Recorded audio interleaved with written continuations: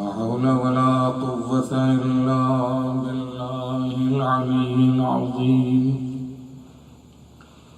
أعوذ بالله السميع العليم من الشيطان اللعين الرجيم. بسم الله الرحمن الرحيم. الحمد لله رب العالمين، والصلاة والسلام على أشرف الأنبياء وسيد المرسلين، خاتم النبيين ورحمة للعالمين، مولانا وسيدنا أبي القاسم محمد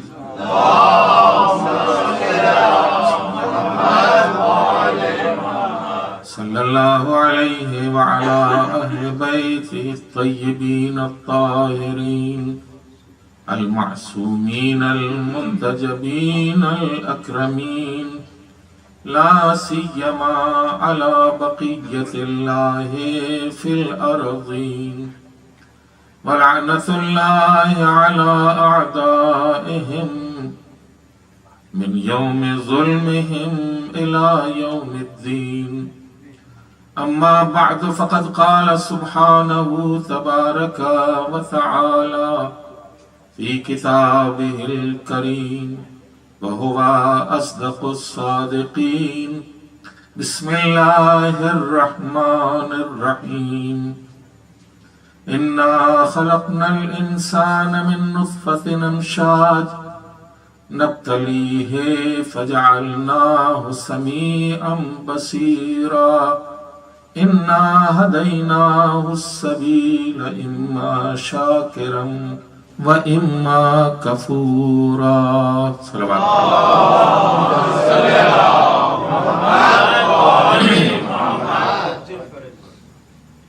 سورہ انسان کی دوسری اور تیسری آیات جن کی تلاوت آپ کے سامنے کی گئی ہے،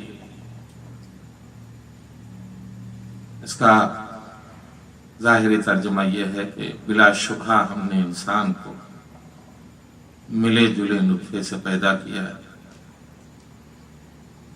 نبتلی ہے اور اسے آزماتے رہتے، فجعلناہ سمیعا بصیرا، اور اسی وجہ سے ہم نے اسے سمیع بھی بنایا ہے اور بصیر بھی بنایا ہے، اور اس کے بعد ہم نے اسے راہ بھی دکھا دی. انا ہدیناہ السبیل اما شاکرا و اما کفورا.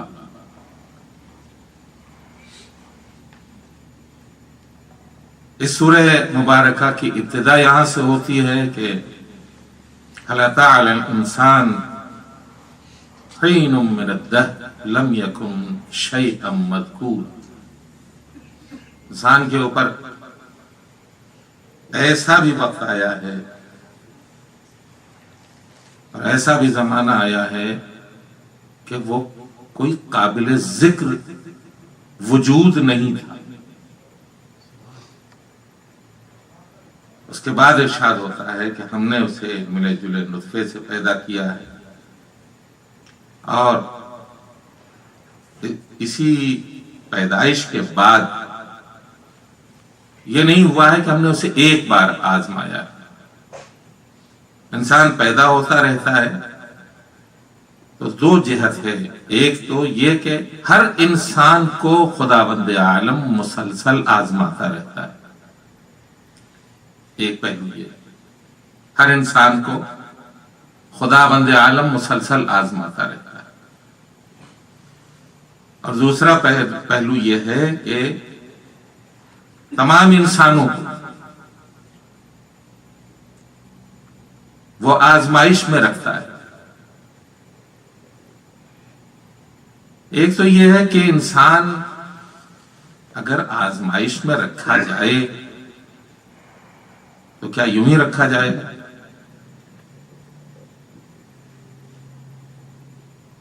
اگر کوئی ایگزامنر امتحان لینا چاہتا ہے، ایگزام لینا چاہتا ہے، تو اس کے لیے جس کا وہ امتحان لینا چاہتا ہے اس کو پریپیئر کرتا ہے، اسے سلیبس بتاتا ہے، اسے پڑھاتا ہے، پڑھانے کے بعد اس کے بعد اس کا امتحان لیتا ہے۔ اگر بغیر سلیبس بتائے ہوئے، بغیر پڑھائے ہوئے، بغیر معلم اور استاد رکھے ہوئے اسے امتحان ہال میں بھیج دیا جائے تو وہ کیا لکھے گا اور کیسے لکھے گا؟ یہی وجہ ہے کہ پروردگار عالم نے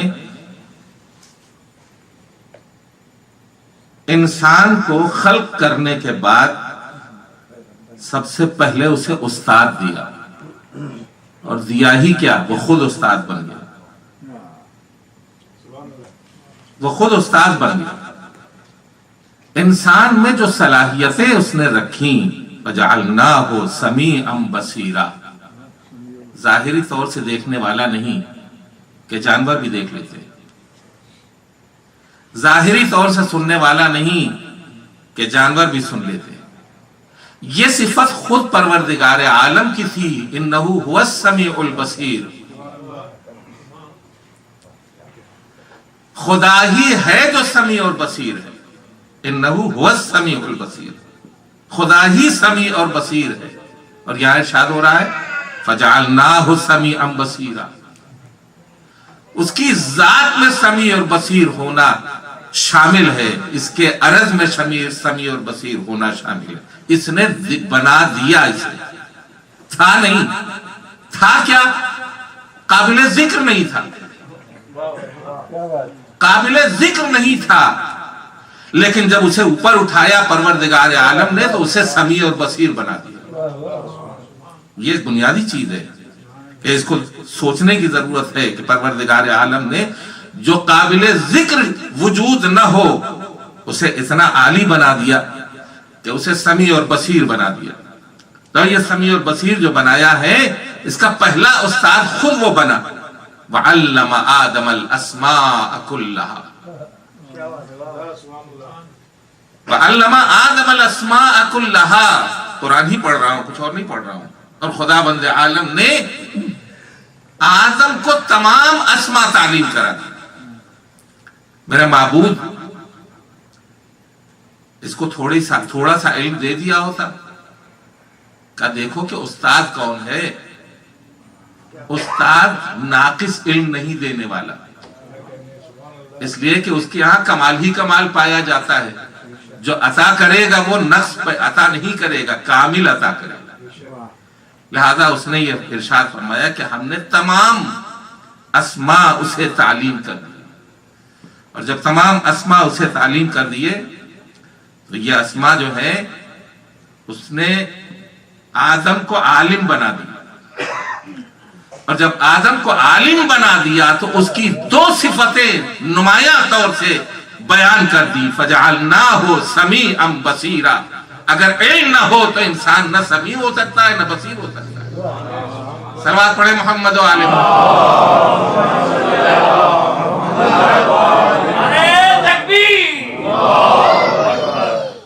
ایک مرتبہ اور صلوات پڑھیں محمد و آل محمد۔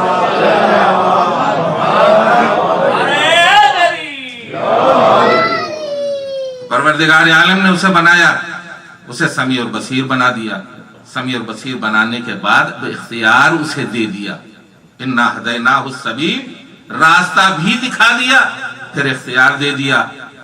کیا اختیار دیا؟ اِمَّا شَاكِرًا وَإِمَّا كَفُورًا، اختیار کی منزل میں لا کر کے کھڑا کر دیا۔ پالنے والے، تو نے ایک چیز بنائی تھی، اسے اپنے کنٹرول میں اس طرح سے رکھتا کہ جو تو چاہتا وہ کرتا،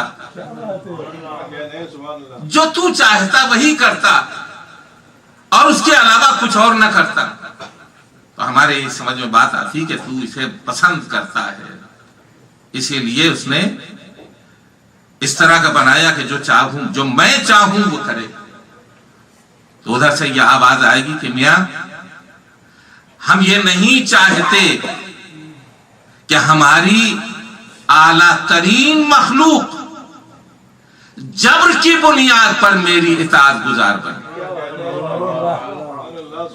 میری اعلیٰ ترین مخلوق بھی ہو، میری پسندیدہ مخلوق بھی ہو، اور جبر کی بنیاد کے اوپر وہ عبادت کرے، جبر کی بنیاد کے اوپر وہ سجدہ کرے، جبر کی بنیاد کے اوپر وہ بندگی کرے، جبر کی بنیاد پر نماز پڑھے، روزے رکھے. کہا نہیں، انا ہدیناہ السبیل اما شاکرا و اما کفورا.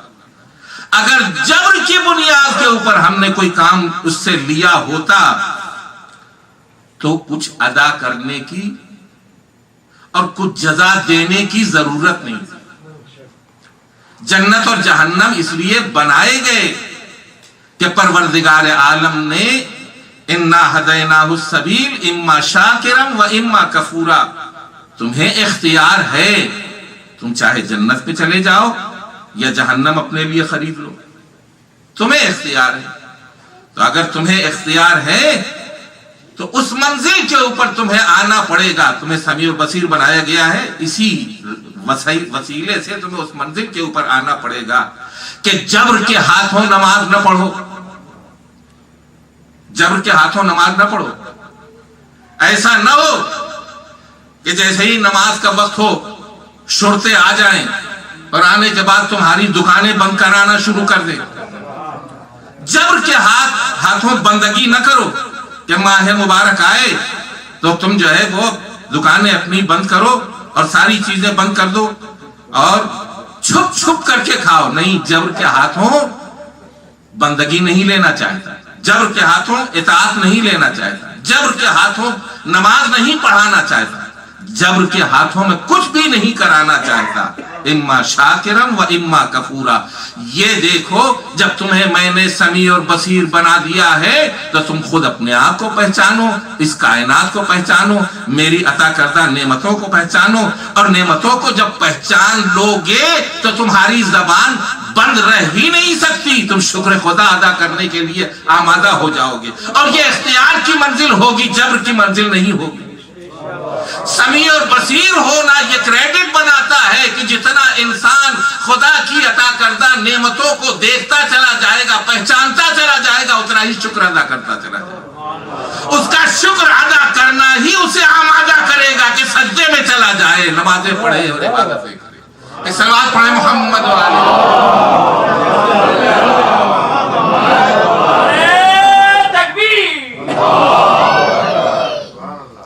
ابھی دیکھیے نعرہ حیدری نہیں لگ رہا ہے، نعرہ تکبیر لگ رہا ہے. صلوات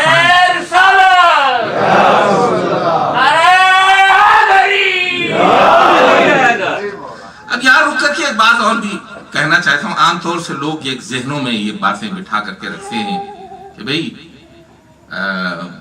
پروردگار عالم نے ہمیں راستہ دکھایا، یوں ہی چھوڑ دیا ہم کو؟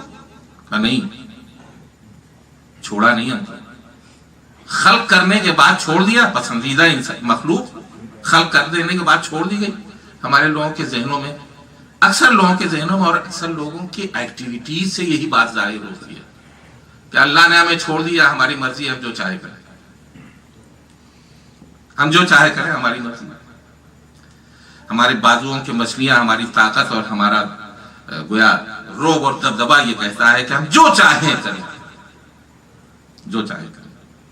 تو اب یہ جو چاہا کریں، چاہیں کریں کیا، وہ اختیار کی منزل ہے جو حد سے آگے نکل گئی. اختیار کی وہ منزل ہے جو حد سے آگے نکل گئی ہے. تمہیں طاقت دی گئی ہے، تمہیں قوت دی گئی ہے، لیکن اس قوت کو کہاں صرف کرنا ہے، کہاں استعمال کرنا ہے، اس کے لیے تمہیں عاقل بنایا گیا ہے. ورنہ طاقت جو دی گئی ہے اس کو بھی دی گئی ہے، جو سانڈ ہوتا ہے، جو لڑتا ہے، بل ہے نا، تو جب بل جو ہے اس کو بھی جو طاقت دی گئی ہے، وہ جدھر منہ کرتا ہے ادھر ہی نکل جاتا ہے، 10-5 کو کچلتا ہوا چلا جاتا ہے. آیا آپ بھی ویسے ہی ہیں؟ کہا نہیں، ہم ایسے تو نہیں ہیں. ہم کو خداوند عالم نے عقل دی ہے، اور جب ہم کو خداوند عالم نے عقل دی ہے اور طاقت بھی دی ہے تو ہمیں دونوں کو بروئے کار لانا ہوگا، دونوں کو بروئے کار لانا ہوگا۔ طاقت صرف کرنی ہے عقل کی بنیاد پر، اور اگر عقل کی بنیاد کے اوپر طاقت صرف کریں گے تو یہی عمل عبادت بن جائے گا۔ توجہ ہے، یہی عمل عبادت بن جائے گا۔ طاقت ہے لیکن عقل کے ساتھ استعمال کریں گے، اور جب عقل کے ساتھ استعمال کریں گے تو یہ عمل خدا کی نظر میں اتنا پسندیدہ ہو جائے گا کہ خدا کا نبی یہ کہتا ہوا نظر آئے گا، ضربت علی یوم الخندق افضل من عبادت الصلاۃ۔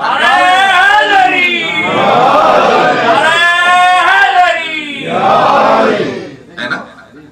اگر ہم صرف طاقت صرف کریں تو نہ جانے کہاں چلے جائیں گے، اس لیے کہ ہماری طاقت کے اوپر بھی کوئی طاقت آ جائے گی تو ہر جگہ ہم دوسروں کو پٹکتے رہتے ہیں، کوئی ہمیں بھی آ کر کے پٹک دے گا۔ لیکن جب ہم طاقت کا استعمال خدا کی عطا کردہ عقل کے دائرے میں کریں گے تو اس میں حکمت شامل ہو جائے گی، اور جب حکمت شامل ہو جائے گی تو یہ خدا کی عطا کردہ وہ دولت ہے کہ جہاں کہیں بھی انسان شکست نہیں کھا سکتا، انسان کہیں بھی شکست نہیں کھا سکتا، اس لیے کہ اسے پروردگار عالم نے حکمت بنا دیا۔ حکمت وہ دولت ہے کہ جہاں پیچھے ہٹنا ہو وہاں پیچھے ہٹ جائے گا، جہاں آگے بڑھنا ہو وہاں آگے بڑھ جائے گا، جہاں خدا کی مرضی سے پیچھے ہٹنا ہو پیچھے ہٹ جائے گا، جہاں خدا کی مرضی سے آگے بڑھنا ہو آگے بڑھ جائے گا، جہاں تلواروں میں سونا ہو سو جائے گا، جہاں میدان میں فاتح خیبر بننا ہو فاتح خیبر بن جائے گا۔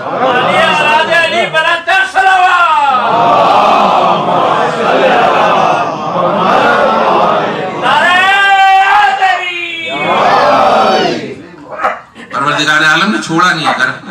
اگر ہم نے، ہمارا بچہ ہے، پیارا بچہ ہے، عزیز بچہ ہے، ہم نے اسے جو ہے وہ کیا کیا، چھوڑ دیا زمین کے اوپر، بے توجہ ہو گئے اس کی طرف سے، کہیں چلتے چلتے وہ کسی گڈھے میں کسی کھائی میں جا کے گر گیا، تو وہ گرا کس کی خطا ہے؟ ہماری خطا ہے۔ تو حکمت کا تقاضا کیا ہے خدا کی؟ بہترین مخلوق خلق کی ہے تو وہ اس سے اپنی نگاہیں ہٹاتا نہیں، تو وہ اس سے اپنی نگاہیں نہیں ہٹاتا، اس سے اپنی توجہ نہیں ہٹاتا، اس سے اپنا دھیان نہیں ہٹاتا، ہے نا؟ اور اس سے وہ اتنا قریب ہے کہ کہتا ہے نحن اقرب الیہ من حبل الورید، میں اس کی جان سے بھی زیادہ نزدیک ہوں، میں اس کی جان سے بھی زیادہ نزدیک ہوں۔ خدا ہم سے کتنا نزدیک ہے؟ جان سے زیادہ۔ حبل الورید یہیں پر جان ہے اس کی، اس سے بھی اقرب ہے، اس سے بھی کہیں قریب ہے، تو میں تو اس کی جان سے زیادہ قریب ہوں، تو کیسے چھوڑ دوں گا بغیر کچھ بتائے ہوئے؟ کیسے چھوڑ دوں گا بغیر کچھ ہدایت کیے ہوئے؟ کیسے چھوڑ دوں گا بغیر راستہ بتائے ہوئے؟ کیسے چھوڑ دوں گا بغیر گائیڈ بتائے ہوئے اور دکھائے ہوئے؟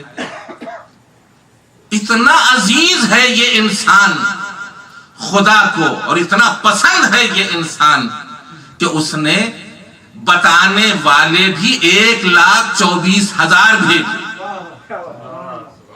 اسے بتانے والے، میاں یہ صحیح ہے، یہ غلط ہے، یہ راستہ اچھا ہے، یہ راستہ خراب ہے، یہ روش اچھی ہے، وہ روش خراب ہے نا، یہ سرد ہے، یہ گرم ہے، یہ حلال ہے، یہ حرام ہے، بتانے کے لیے 1,24,000۔ زمین کے اوپر کوئی علاقہ ایسا نہیں بچا کہ جہاں خدا کی طرف سے انسان کو کوئی بتانے والا نہ ہو، انسان کو کوئی ہدایت کرنے والا نہ ہو، انسان کو کوئی راہ دکھانے والا نہ ہو۔ کوئی خطہ نہیں، کوئی علاقہ نہیں کہ جہاں توحید کا تصور نہ پایا جاتا ہو، اور یہ توحید کا تصور جن علاقوں میں پایا جاتا ہے، جہاں پایا جاتا ہے، غالباً میں نے یہاں بھی آپ کی خدمت میں عرض کیا کہ یہاں کی جو قدیم ترین تہذیب ہے وہاں بھی تصور پروردگار ہے، تصور پروردگار اپنے آپ نہیں آتا، کوئی ہادی لے کر کے آتا ہے، کوئی رہبر یا کوئی نبی لے کے آتا ہے. تو کوئی زمین کا خطہ جو ہے، چاہے مایا تہذیب والا خطہ ہو یا موہنجو داڑو والی تہذیب ہو، کہیں بھی جہاں جہاں بھی چین کا علاقہ ہو، جہاں جہاں بھی خدا کا تصور کسی بھی زاویے سے پایا جاتا ہے، وہاں خدا کے ہادی اور رہبر موجود ہیں، اور انہوں نے ہدایت کی ہے انسان کو. جبھی تو توحید کا تصور ہے، جبھی تو خدا کو قریب کیا گیا ہے انسان سے. تو جتنا انسان خدا سے قریب، وہ ہے قریب، ہم اس کے قریب ہیں کہ نہیں؟ تو یہی کل معاملہ ہے، کل یہی معاملہ ہے، اور یہی زندگی، یہی دین کا عطر ہے. دین کا عطر یہی ہے. وہ یہ کہتا ہے ہم تم سے قریب ہیں، وہ چاہتا یہ ہے کہ تم ہم سے قریب ہو جاؤ، چاہتا یہ ہے. اور جو اس میدان میں آگے آتا ہے وہ خدا کا مقرب ہو جاتا ہے. کیوں کہا جاتا ہے کہ مقرب بارگاہ پروردگار، قریب ترین، خدا کا قریب ترین. تو جو قریب ترین ہوگا وہ خدا سے قریب ہوگا، ہے نا. وہ یہ کہتا ہے ہم تم سے قریب ہیں. تو نہ وہ جسم رکھتا، نہ جسمانیات رکھتا، ہے نا، نہ پیکر رکھتا، نہ مکان رکھتا، کچھ بھی تو نہیں ہے، لا مکان ہے وہ. تو ہم سے قریب کیسے ہے؟ ہمیں کیسے محسوس ہو کہ وہ ہم سے قریب ہے؟ کہا تم اس طرح نہ پہچانو گے، اس طرح نہ سمجھو گے کہ ہم تم سے کتنا قریب ہے. ہمارے وہ خاص بندے کہ جن کو میں نے اپنی ذات سے قریب کیا ہے، وہ تم سے قریب ہو جائیں گے. جب وہ تم سے قریب ہو جائیں گے تو تمہارا کمال یہی ہے کہ تم ان سے قریب ہو جاؤ. جتنا تم ان سے قریب ہوتے جاؤ گے ہم سے قریب ہوتے جاؤ.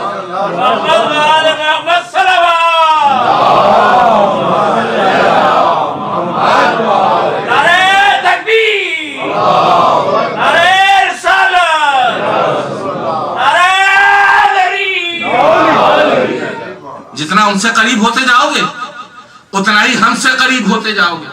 پالنے والے کیسے قریب ہوتے جائیں گے؟ تجھ سے کیسے قریب ہوتے جائیں گے؟ ہم تو ان سے قریب ہو رہے ہیں. کہا تمہیں نہیں معلوم یہ وہی مظہر صفات و کمال کبریا ہیں کہ جنہیں پیکر میں ڈھال کے تمہارے ساتھ کر دیا.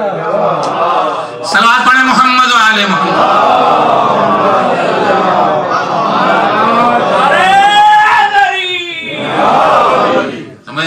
بار بار تم پڑھا کرتے ہو حدیث کے ساتھ والی کے بعد والی دعا، اللہم بحق محمد و انت المحمود، بحق علی و انت الاعلی، و بحق فاطمہ و انت فاطر السماوات والارض، و بحق الحسن و انت المحسن، و بحق الحسین و انت قدیم الاحسان. یہ ذوات مقدسہ ایسی ہیں کہ جو تیرے تمام صفات کی آئینہ دار ہیں. جب یہ صفات الہی کی آئینہ دار ہیں، خدا کسی سے قریب نہیں ہوگا، لیکن خدا سے قریب ہونا ہے. خدا سے قریب ہونا ہے. بندگی کا کوئی عنصر ایسا نہیں ہے کہ جہاں تم تقرب نہیں چاہتے. نماز کے لیے کھڑے ہوتے ہو قربتاً اللہ، روزے کے لیے نیت کرتے ہو قربتاً اللہ، حج کے لیے جاتے ہو قربتاً اللہ. یہ ساری بندگی ہے اپنی جگہ کے اوپر، لیکن اس بندگی کو بتایا کس نے ہے؟ یا محمد بتائیں گے، یا علی بتائیں گے، یا زہرا بتائیں گے، یا حسن حسین بتائیں گے؟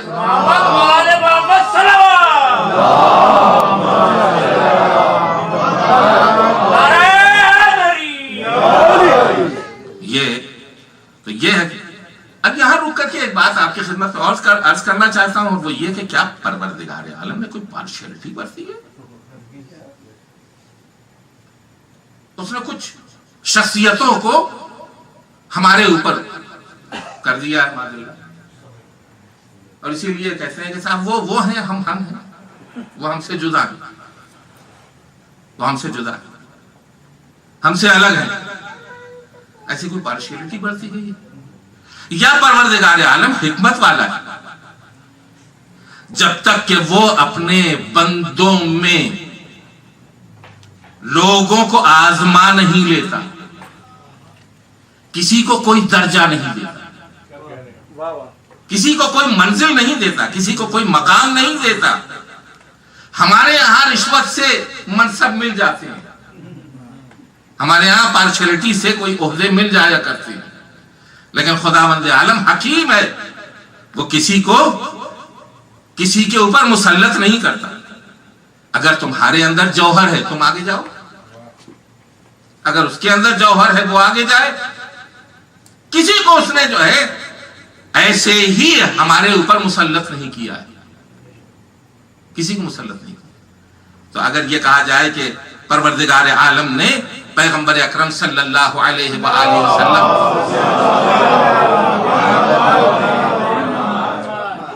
کہ نور کو سب سے پہلے خلق کیا اور اسے اپنا حبیب بنایا، تو کس بنیاد کے اوپر حبیب بنایا؟ کس بنیاد کے اوپر؟ یوں ہی ایک پہلی مخلوق بنا کر کے اس کو حبیب بنا دیا اپنا، یا کوئی حکمت تھی اس میں؟ امیر المومنین کو علی بنا دیا، علی یا علی بنا دیا، یوں ہی بنا دیا۔ فاطمہ کو فاطمہ بنا دیا، عصمت کبریٰ بنا دیا، یوں ہی بنا دیا، یوں ہی نہیں بنا۔ یہ تجھ سے قریب ہیں، کیسے قریب ہو گئے تجھ سے؟ تیری ذات سے کیسے قریب ہو گئے؟ کوئی مسئلہ تو ہوگی، اس لیے کہ تو حکیم ہے، تیرا کوئی کام غلط نہیں ہوا، کوئی کام غلط نہیں۔ یہ ذہن سے بالکل نکال دیجئے اپنے کہ پروردگار عالم نے ہم کو بنانے سے پہلے کچھ مخلوق اس طرح کی بنا دی کہ جنہیں ہمارا نبی، ہمارے لیے نبی اور ہمارے لیے امام بنا دیا۔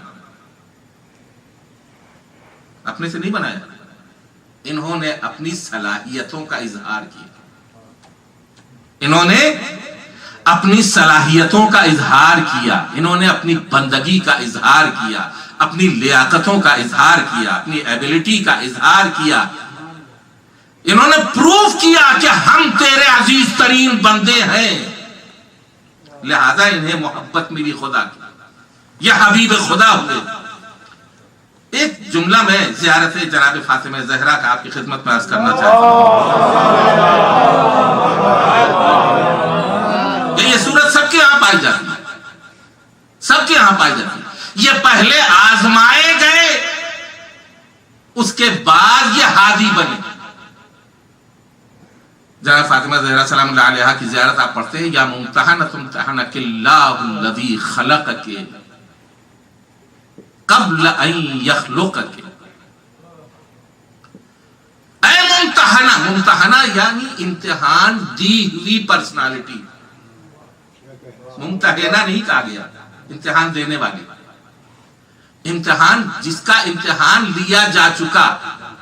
یا ممتحنہ امتحنک اللہ الذی خلقک قبل ان یخلقک، پروردگار عالم نے تیرا امتحان دنیا میں تشریف لانے سے پہلے لے لیا تھا۔ فاطمہ کو فاطمہ اس لیے نہیں بنایا گیا کہ وہ بیٹی تھی پیغمبر اکرم کی، نہیں، بلکہ یہ وہ تھی کہ جن کا امتحان خداوند عالم نے پہلے سے لے لیا تھا، قبل ان یخلقک، تجھے خلق کرنے سے پہلے تیرا امتحان لے لیا۔ فوجدک لممتحنک صابرا، پروردگار عالم نے اس امتحان میں تجھے صابرہ پایا، اس امتحان میں تجھے صابرہ پایا۔ جب فاطمہ کو پروردگار عالم نے امتحان لینے کے بعد پرکھ لیا کہ فاطمہ عصمت کبریٰ بن سکتی ہے، تو انہیں عصمت کبریٰ کا لقب دیا گیا۔ سمجھ رہے ہیں؟ ایسے ہی پروردگار عالم نے جب کائنات خلق کی تو اس کائنات میں دیکھا، پروردگار عالم نے انہی سیلز میں دیکھا، منتخب کیا، انتخاب کیا۔ نور محمد کی درخشانی سب سے زیادہ تھی، نور علوی کی درخشانی سب سے زیادہ تھی، نور زہرا کی طلعت سب سے زیادہ تھی، نور حسن کی رونق سب سے زیادہ تھی، نور حسین کی درخشندگی سب سے زیادہ تھی، لہذا انہیں منتخب کر لیا۔ کن لوگوں کے لیے؟ کہ جن کے دل کسی حد کسی وجہ سے تاریک ہو جاتے ہیں، انہیں روشنی کی ضرورت ہے، تو پنجتن پاک کے انوار کو محفوظ کیا تاکہ اگر کوئی لغزش کرنے والا لغزش کرے تو کوئی ایسا چارہ ہونا چاہیے جو اس کی لغزش کو پامردی کی منزل کے اندر لے آئے۔ پہلا ہی انسان ایسا تھا جس کے پاؤں لڑکھڑائے، اور جب اس کے پاؤں لڑکھڑائے تو خدا نے کہا ٹھہرو ٹھہرو، ایک آسرا موجود ہے، ایک آسرا موجود ہے۔ اور وہ آسرا کون سا ہے؟ جبرائیل لے کر کے جاؤ، اور لے کر کے جا کر کے فتلقى آدم من ربہ کلمات۔ آدم عالم تھے لیکن راہ اور چاہ میں فرق نہ کر پائے، سمجھ رہے؟ گڑھے میں اور راستے میں فرق نہ کر پائے، لہذا لڑکھڑایا پاؤں۔ اب جو لڑکھڑایا پاؤں تو ایسی شخصیتوں کے لیے خدا نے خود کہا جبرائیل جاؤ، میرے نوری فرشتے جاؤ، میرا پیغام لے کے جاؤ، اور جانے کے بعد یہ بتا دو کہ تم پہلے انسان ہو، اور تمہاری نجات کے لیے ہم نے ذوات مقدسہ پنجتن کو رکھا ہے۔ اب یہاں تم آواز دو اللہم بحق محمد وانت المحمود۔ یہی وہ دعا ہے جو پہلے انسان کو تعلیم کی گئی، پہلے انسان کو تعلیم کی گئی تھی۔ آج ہم حدیث کتاب کے بعد بار بار پڑھا کرتے ہیں، یہ آدمیت ہے۔ جتنے بھی یہ دعا پڑھتے ہیں آدمیت کا ثبوت دیتے ہیں۔ نہیں توجہ کیا آپ نے، نہیں توجہ کیا آپ نے۔ انسان بننا ہو، آدم کا فرزند بننا ہو، اہل بیت کا چاہنے والا بننا ہو تو آدم کی تعلیم کردہ دعا، جبرائیل کی تعلیم کردہ دعا جو آدم کو تعلیم کی گئی تھی، اسے پڑھتے رہو تاکہ تم آدمیت کا ثبوت دیتے رہو۔ محمد والے محمد صلوات۔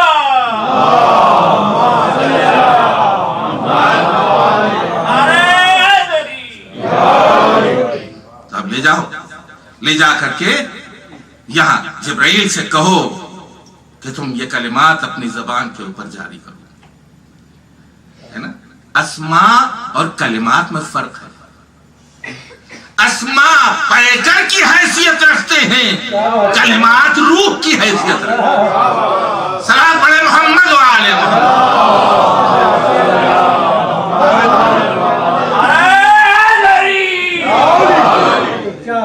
جناب آدم کو پہلے اسماء دیے گئے، اور جب اسماء سے اپنے آپ کو کنٹرول نہ کر پائے تو کلمات تعلیم کیے گئے۔ اور یہ کلمات وہی ہیں، وہ اسماء گرامی ہے اہل بیت علیہ السلام کے، کہ جو کلمات بن گئے۔ اور جب یہ کلمات بن گئے، دیکھیے اسم ہے لیکن اسم کا ہونا اور کلمہ بن جانا، دونوں میں فرق ہے۔ ایک ہے نام اور ایک ہے نام کا جوہر۔ ہم اسی لیے تو پوچھتے ہیں کہ میاں آپ نے یہ فرزند کا نام جو رکھا ہے اس کا مطلب کیا ہوا؟ اس کا مطلب کیا ہوا؟ تو ہم بتاتے ہیں کہ مطلب یہ ہے، محمد کا نام جو ہے بہت زیادہ حمد پروردگار کرنے والا، تب اس کا مطلب یہ کہ جوہر سامنے آ رہا ہے نا؟ تو اسماء الگ ہے، کلمات الگ ہے۔ اسماء سے چپک کر کے بیٹھ جانا انسان کو کمال تک نہیں لے جا سکتا، کلمات سے وابستگی ضروری ہے۔ اور یہی وجہ ہے کہ امیر المؤمنین نے فرمایا نحن کلمات اللہ، ہم اللہ کے کلمات ہیں۔ والی اولاد علی بلند صلوات۔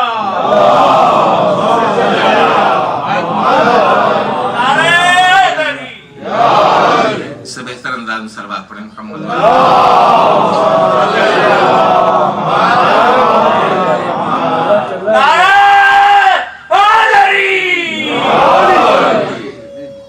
اب یہ یوں ہی تو نہیں ہو گئے، انہوں نے امتحان دیا ہے اور پاس ہو گئے خدا کی امتحان گاہ میں، تو جتنے کامیاب ہوئے ہیں ان کو ہادی بنا دیا، امام بنا دیا، رہبر بنا دیا۔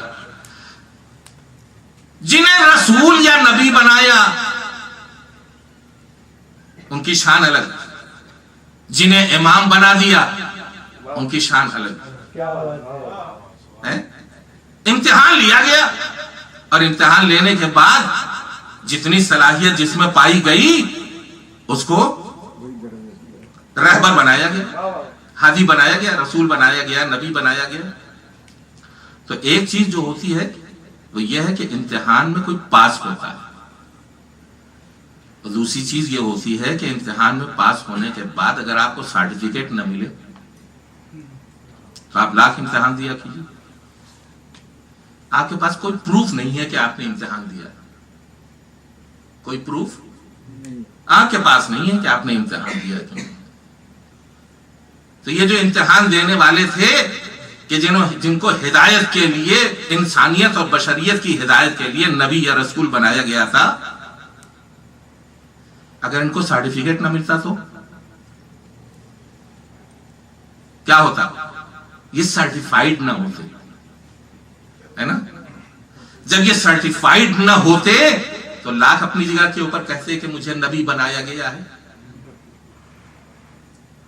تو اب یہ کیسے ہو کہ سرٹیفکیٹ بھی مل جائے؟ تو اب یہ موقع وہ تھا کہ جہاں نبی کو معراج ہوئی، اور جب نبی معراج کے اوپر گئے تو فلک چہارم کے اوپر انبیاء کی پوری صف آئی، نماز کا وقت ہوا، جبرائیل نے اذان کہی، پیغمبر اکرم صلی اللہ علیہ وآلہ وسلم نے لوگوں سے اشارہ کیا، ابراہیم سے اشارہ کیا، آگے بڑھیے، آدم سے اشارہ کیا، موسیٰ سے اشارہ کیا، کسی نے کہا نہیں، ہم آپ کے ہوتے ہوئے آپ سردار انبیاء، آپ کے ہوتے ہوئے کوئی امام نہ، ہمارا کوئی امام نہیں بن سکتا، کوئی ہمارا امام نہیں بن سکتا۔ نماز جماعت ہوئی، حبیب خدا نے نماز پڑھائی، محمد عربی نے عصمتوں کو نماز پڑھائی، ہے نا؟ نہ صرف نبیوں کو، رسولوں کو، بلکہ ملائکہ کی صفیں بھی اس نماز میں شریک ہوئی۔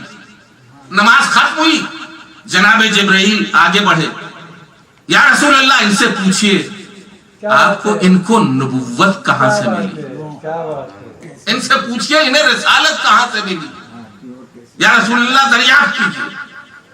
تو آپ نے فرمایا آدم سے پوچھا، نوح سے پوچھا، ابراہیم سے پوچھا، موسیٰ، عیسیٰ، سب سے پوچھا کہ آپ کو یہ نبوت اور رسالت کہاں سے ملی؟ جواب کیا تھا؟ یا رسول اللہ آپ کی رسالت کے اقرار اور علی کی ولایت کے اقرار کی بنیاد پر ہمیں نبوت عطا۔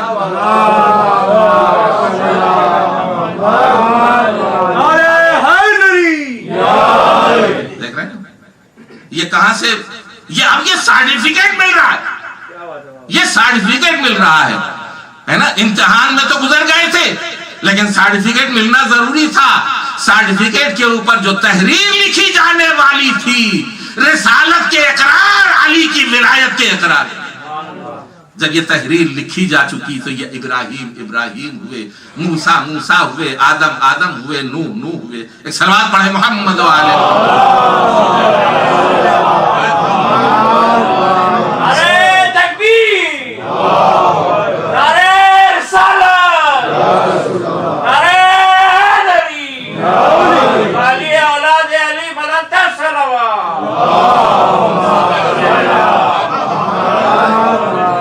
ایک بات اور آپ کی خدمت میں عرض کروں، اور وہ یہ کہ یہ ایسی بات نہیں ہے، اگر ہم سمجھتے ہیں خدا حکیم ہے، خدا دانا ہے، خدا حکمت والا ہے، خدا عادل ہے، تو اس کا کوئی بھی کام ایسا نہیں ہے کہ جو حکمت سے خالی ہو، عدل سے خالی ہو، انصاف سے خالی ہو، کوئی بھی کام ایسا نہیں۔ تو جب کوئی کام ایسا نہیں ہے تو اس نے جو کچھ بھی کیا ہے وہ حق کی بنیاد کے اوپر اور عدل کی بنیاد کے اوپر کیا۔ میں زیادہ گویا چیزیں، گویا طولانی الفاظ کو بیان کر کر کے میں بالکل مخ اور بنیادی چیز جو ہے وہ آپ کے سامنے بیان کر دیتا ہوں، چونکہ وہ عدل رکھتا ہے، چونکہ وہ انصاف رکھتا ہے، لہذا اس نے عدل و انصاف کی بنیاد پر ان کو دیکھا، اللہ جسے دیکھے.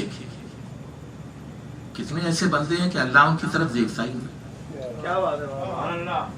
کتنے ایسے بندے ہیں کہ اللہ ان کی طرف دیکھتا ہی نہیں ہے نا. قیامت میں بھی اتنی بے انتہا روایتیں ہیں کہ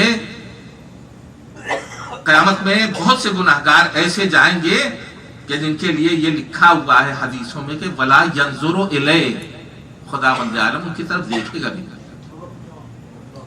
خداوند عالم ان کی طرف دیکھے گا بھی نہیں. وہ کہ جو سمندروں کے مانند اور صحرا کے ریگزاروں کے مانند گناہوں کو بخشنے والا ہے نا. درختوں کے پتوں کے برابر کسی کے گناہ ہو انہیں بھی بخشنے والا ہے. وہ بعض ایسے گنہگار ہیں کہ ان کی طرف خدا نگاہ بھی نہ اٹھائے. وَلَا يَنظُرُ إِلَيْهِ، ان کی طرف نگاہ بھی نہ اٹھائے. تو اس کا مطلب یہ ہے کہ پروردگار عالم نے جن کی طرف نگاہ کی ہے وہ اس کے کتنے پسندیدہ بندے ہیں. دعا کیجئے کہ ہم اور آپ بھی ایسے ہوں کہ ہماری طرف خداوند عالم کی رحمت کی نگاہ اٹھے ہے نا. نگاہ رحمت اٹھے. تب یہ نگاہ رحمت کیسے اٹھے گی؟ جب تک رحمت کی محبت دل میں نہ ہو. خداوند عالم کہاں دیکھتا ہے؟ ہمارا پیکر دیکھتا ہے، ہمارا دل دیکھتا ہے. نہیں توجہ ہوئی آپ کی؟ اسے ہمارے جسم کے کسی بھی حصے سے کام نہیں ہے. نہ وہ ہماری آنکھیں دیکھے گا کہ کتنی خوبصورت ہے نا، نہ منہ دیکھے گا کتنا اچھا ہے، نہ ہاتھ پاؤں دیکھے گا کتنا اچھا ہے. چاہے ہم جیسے ہوں، اگر ہمارا دل نورانی ہے تو خدا کی نگاہ وہاں ہو. خدا ہمارے دل کو دیکھتا ہے. وہاں کون موجود ہے؟ وہاں کون موجود ہے؟ دل کو کس چیز سے تشبیہ دی گئی ہے؟ حدیث میں دیکھیے دل کو کعبے سے تشبیہ دی. دل کو کعبے سے تشبیہ دی گئی ہے. تو دل اگر کعبہ ہے تو وہاں کس کا قیام ہونا چاہیے؟ دل اگر کعبہ ہے تو وہاں کس کا قیام ہونا چاہیے؟ شیطان کا؟ کسی دنیاوی محبوب کا؟ کس کا قیام ہونا چاہیے؟ کون رہے گا اس میں؟ اگر کعبہ ہے تو جس کا گھر ہے وہ رہے گا وہاں. جو اس میں پیدا ہوا ہے وہ رہے گا وہاں ہے نا. آپ یہ دیکھیے کہ علی کی ولادت سے پہلے برسوں سینکڑوں برس کعبہ بت خانہ رہا. لیکن علی کی ولادت کے بعد وہ اسباب فراہم ہوئے کہ بتوں نے گر گر کر کے یہ بتایا کہ یہ ہمارا گھر نہیں ہے، وہ آنے والا آ گیا ہے جس کا گھر ہے. تو پتہ نہیں کتنے انبیاء تھے جن کے زمانے میں کعبہ تھا، لیکن جس دن سے علی نے کعبے کو بتوں سے آزاد کیا، آج چاہے وہابیت وہاں حاکم ہو لیکن کسی کی مجال نہیں ہے. بتوں کے نکالنے والے نے بت نکال دیے، اب کوئی بت داخل نہیں کر سکتا. سلام پڑھے محمد و آل محمد.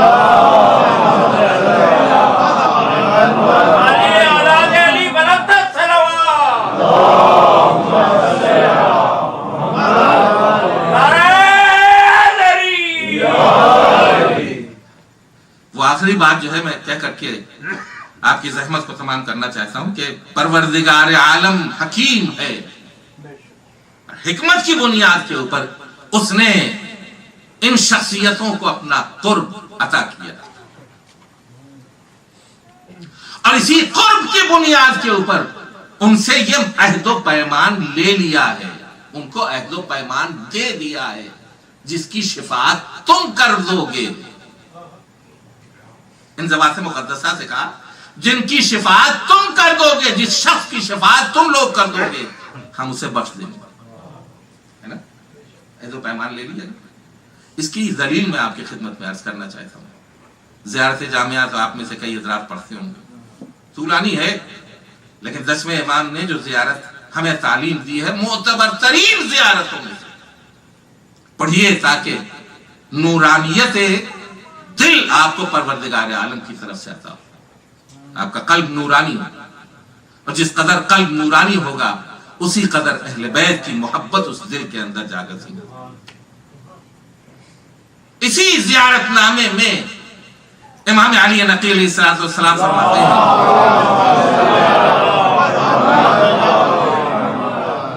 اللہم انی لو وجدت شفعاء اقرب الیک من محمد و آل محمد، پالنے والے اگر میں محمد و آل محمد سے زیادہ تجھ سے قریب شخصیتوں کو پہچانتا ہوتا،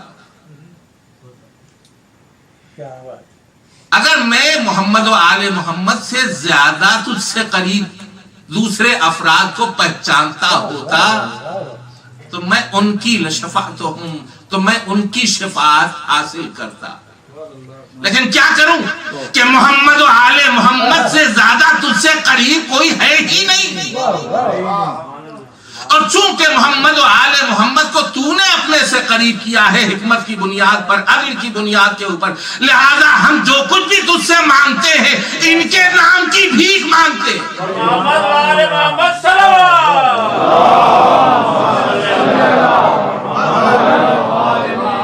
سے بہتر انداز میں صلوات پڑھیں محمد و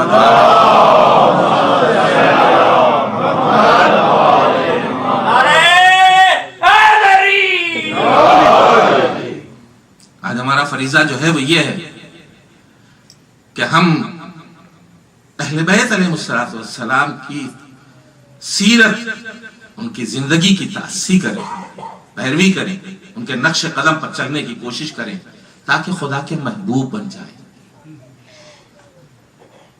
خدا کے محبوب بن جائیں۔ کیوں کہا گیا ہے؟ پیغمبر اکرم صلی اللہ علیہ وآلہ وسلم نے یہی چاہتے ہیں کہ ہم کامیاب ہوں، ہم یہی چاہتے ہیں کہ ہمیں ترقی ملے خدا کی بارگاہ میں، ہم یہی چاہتے ہیں کہ خدا کا قرب ہمیں مل جائے، خدا سے قریب ہم ہو جائیں، خدا کے محبوب ہم ہو جائیں، کامیابی ہم کو حاصل ہو جائے۔ تو کیسے ملے گی؟ کیسے ملے گی؟ سامنے کی حدیث ہے جو آپ بار بار پڑھا کرتے ہیں، یا علی انت وشیعتک هم الفائزون، ہم سے جو کہا گیا ہے کہ ان کی پیروی کرو، علی کے نقش قدم پر چلو تاکہ کامیابی تک پہنچ جاؤ، ہے نا؟ یہاں کیا ہے؟ لفظ فائز لکھا ہے، حدیث میں لفظ هم الفائزون، یہ وہ لوگ ہیں علی کے چاہنے والے جو شیعہ ہیں علی کے نقش قدم پر۔ ڈیفینیشن کیا ہے شیعہ کی؟ جو علی کے نقش قدم پر چلے وہ کون ہے؟ شیعہ ہے۔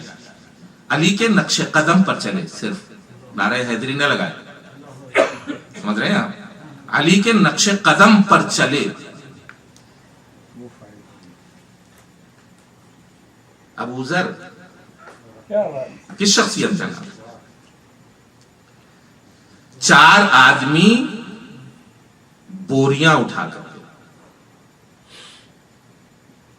دینار کی بوریاں اٹھا کر کے کندھے کے اوپر کس کے پاس آئے؟ ابو ذر کے پاس، اور ابو ذر سے کہا کہ یہ امیر نے یہ 4 بوریاں سونے کے سکوں کی تمہارے لیے بھیجی ہیں، امیر صرف یہ چاہتا ہے کہ تم اپنے آپ کو علی سے جدا کر دو، تم اپنے آپ کو علی سے جدا کر اعلان کر دو کہ میں علی سے جدا ہوتا ہوں، یہ 4 بوریاں سونے سے کے سکوں سے بھری ہوئی تمہارے لیے۔ تو اس نے کہا کہ تم نے سودا بڑا گھاٹے کا ہمارے حوالے کیا۔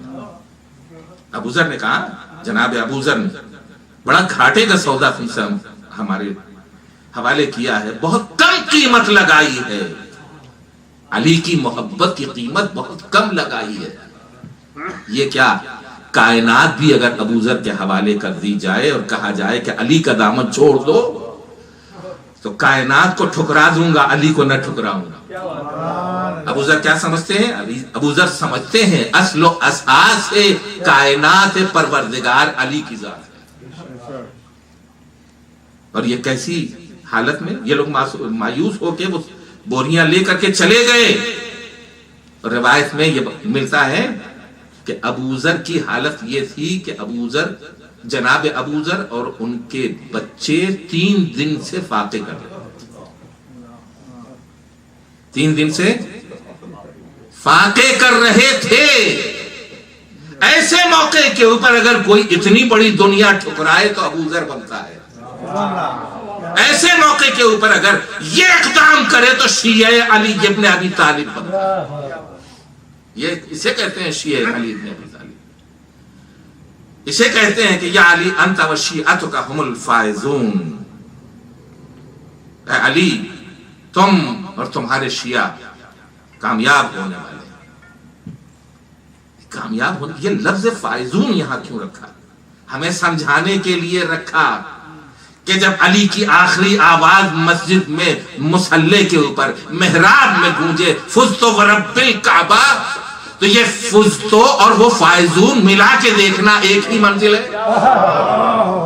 سلام پڑھے محمد و آل محمد۔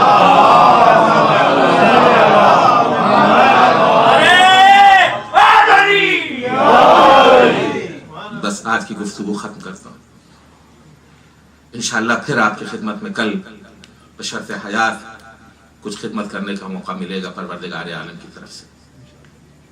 یہ وہ شخصیتیں ہیں جو قریب ترین ہیں پروردگار عالم سے۔ کیا ہو گیا ہے ہمیں دنیا کے پیچھے بھاگے جانا، دنیا کے پیچھے آپ یہ سوچئے کسی بھی چھوٹے سے چھوٹے بچے نے ہمارے ساتھ سے یہ کہا میرا بابا میرا چچا تم لوگوں کی بیعت نہیں کرتا، ہمیں تو پانی پلا دو، ہم تمہارے ساتھ آتے ہیں، ہمیں پانی پلا دو۔ کسی نے کہا وہ 4 برس کی کمسن بچی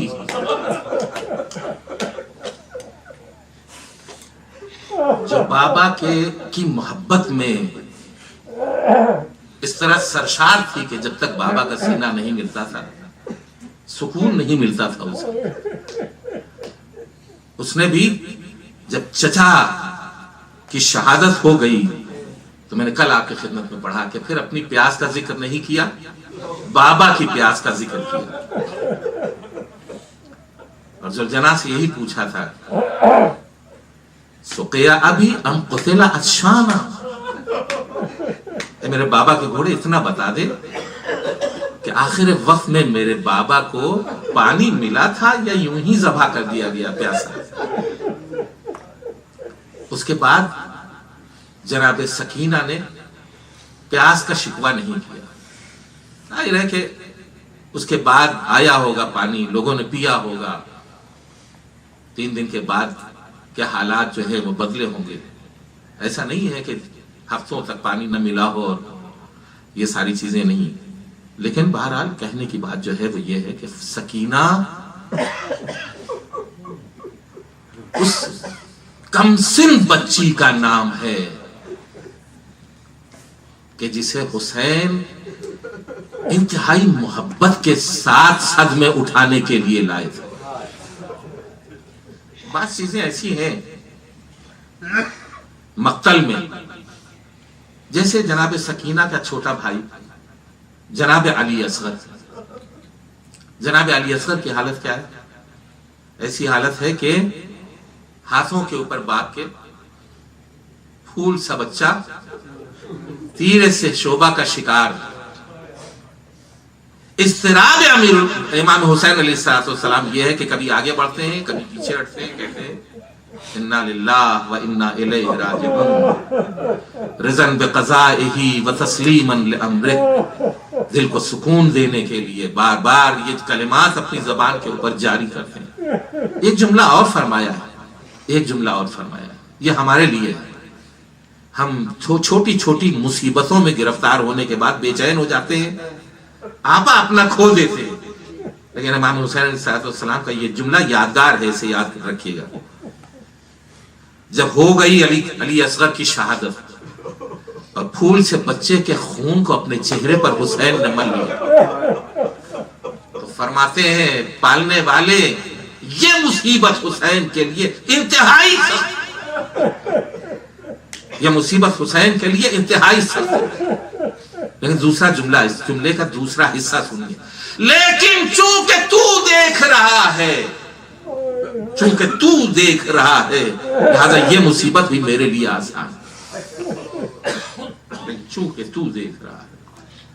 اللہ، کیا نہیں معلوم تھا حسین کو کہ سکینہ ظالم کے تماچے کھائے گی؟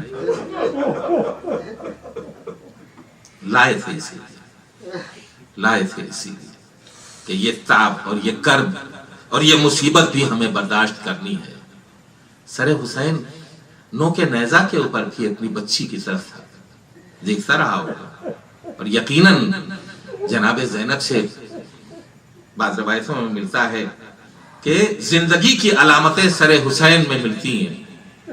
آپ کی آنکھوں سے آنسو جاری ہو گئے اس وقت جبکہ جناب زینب نے بددعا کرنے کے لیے ہاتھ اٹھایا. سید الشہداء نے کہا زینب ایسے ہی چلی جاؤ دربار میں، ورنہ ہماری قربانیاں برباد ہو جائیں گی، تمام انبیاء کی محنتیں برباد ہو جائیں گی. عزیزو، وہ جب سکینہ کے رخسار کے اوپر تماچے لگتے ہوں گے تو کیا امام نہیں دیکھتے ہوں گے؟ دیکھتے.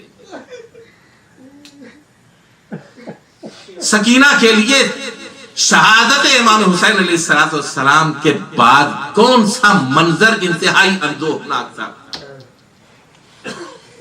جانتے ہیں آپ؟ اور وہ منظر وہ تھا کہ جب شام میں یزید نے تخت طلا کے نیچے سے اپنے تخت کے نیچے سے تخت طلا میں حسین کا سر نکالا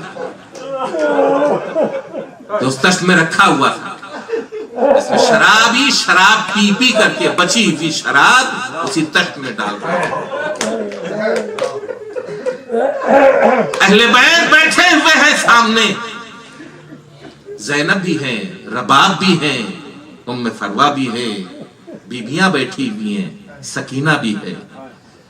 اور جب تشت وہ سر نکالا ہے تو اپنے ہاتھ، اپنے ظالم ہاتھوں میں وہ چھڑی لے کر کے دندان مبارک کے اوپر اس نے مارنا شروع.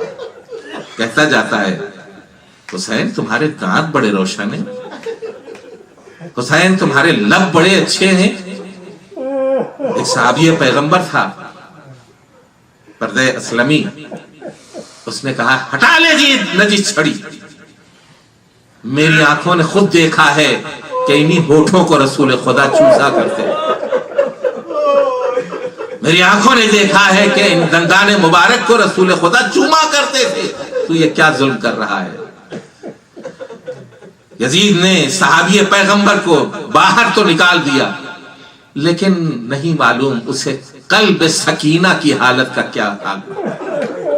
اسے نہیں سمجھ میں آتا ہوگا کہ سکینہ کے دل کے اوپر کیا گزر گئی ہوگی جب بابا کا کٹا ہوا سر دیکھا ہوگا اور وہ بے حرمتی دیکھی ہوگی تو جناب سکینہ نے اپنے دل کو کس طرح سنبھالا ہوگا. سکینہ ہی نہیں، مادر سکینہ نے کس طرح اپنے دل کو سنبھالا ہوگا. وہ شام کا قید خانہ، وہ بار بار پرندوں کو صبح اور شام اڑتا ہوا دیکھنا اور اپنی پھوپھی سے پوچھنا پھوپھی اماں یہ سویرے سویرے پرندے کہاں جاتے ہیں اور شام کو کسی طرح سے واپس کیسے آتے ہیں، کہاں جاتے ہیں یہ؟ تو بی بی فرماتی تھیں یہ پرندے صبح اپنے گھونسلوں سے نکلتے ہیں، اپنے آشیانوں سے نکلتے ہیں اور شام کو اپنے آشیانوں میں پلٹ کے واپس آ جاتے ہیں. کہا پھوپھی اماں یہ پرندے تو واپس جائیں اپنے گھروں کو، ہمیں اپنے گھر جانا کب نصیب ہو، ہم کب اپنے گھر جائیں گے؟ اور زینب دلاسا دیتی تھی، تسلی دیتی تھی. ایک شب جناب سکینہ نے اپنے بابا کو خواب میں دیکھا. بابا کو خواب میں دیکھا، بے چین ہو گئی، بابا آپ مجھے تنہا چھوڑ کے چلے جائیں؟ بابا جب سے آپ کا سینہ نہیں ملا سکینہ چین سے سو نہیں پائی ہے۔ بیان کرنا شروع کیے۔ جب خواب ٹوٹا تو ایک مرتبہ چونک کے اٹھی، فرماتی ہیں میرے بابا کہاں گئے؟ میرے بابا ابھی تو یہاں تھے، ابھی میرے پاس آئے تھے اور مجھ سے کہہ رہے تھے کہ سکینہ اب تم سے ملاقات میں کوئی تاخیر نہیں رہ گئی، تم جلدی میرے پاس آنے والی ہو۔ بابا ابھی تو یہاں تھے، کہاں گئے؟ اور یہ کہہ کر کے سکینہ نے گریہ و بکا شروع کی۔ جیسے ہی گریہ بڑھتا جاتا ہے سکینہ کا اہل حرم بھی ساتھ دیتے جاتے ہیں اور زندان میں کوہرام برپا ہوتا جاتا ہے۔ یہ آواز یزید کے کانوں سے ٹکراتی ہے اور وہ جلے کے اوپر نمک چھڑکنے کے لیے امام حسین علیہ السلام کا سر تشت میں کر کے صندوق میں کر کے بھیجتا ہے کہ لے جاؤ حسین کی چاہنے والی بیٹی کو، اس کے بابا کا سر دکھا دو تاکہ وہ خاموش ہو جائے۔ جلاد لے کر کے آیا، سکینہ کا سر لے کر کے، حسین کا سر لے کر کے آیا۔ یہ روایتوں میں یہ بھی ملتا ہے کہ جب یزید نے پوچھا تھا کہ یہ گریہ و بکا کی آواز کیسی آ رہی ہے تو کسی نے جواب دیا تھا حسین کے سینے پر سونے والی سکینہ اپنے بابا کو یاد کر کے رو رہی ہے، کہ لے جاؤ اسے، اس کے بابا کا سر دکھا دو۔ اور جب حسین کا کٹا ہوا سر وہ صندوق آیا اور سکینہ کے سامنے کھولا گیا تو دیکھا اس میں بابا کا کٹا ہوا سر ہے۔ سکینہ نے ایک مرتبہ صندوق سے بابا کا کٹا ہوا سر نکالا اور اپنی آغوش میں لے لیا، منہ پہ منہ رکھے، اے میرے بابا بڑے پیار سے گوشوارے پہنائے تھے، ظالم نے اس طرح سے چھینے ہیں کہ کانوں کی لبیں زخمی ہیں۔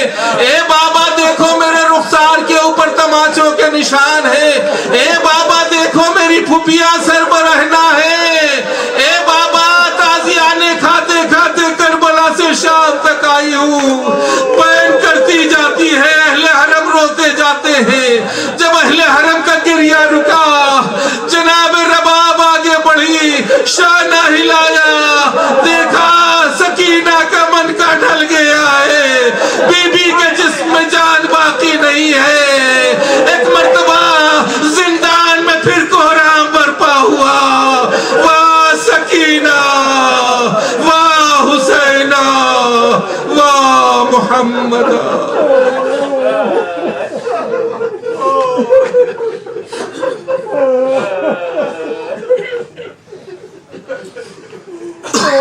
الہی بحق الزہرا و ابیہا و بعلہا و بنیہا والسر المستودع فیہا بعدد ما احاط به علم۔ پروردگارہ اس عبادت کو قبول فرما، نیک اعمال کی توفیق کرامت، برے اعمال سے ہمیں محفوظ رکھ۔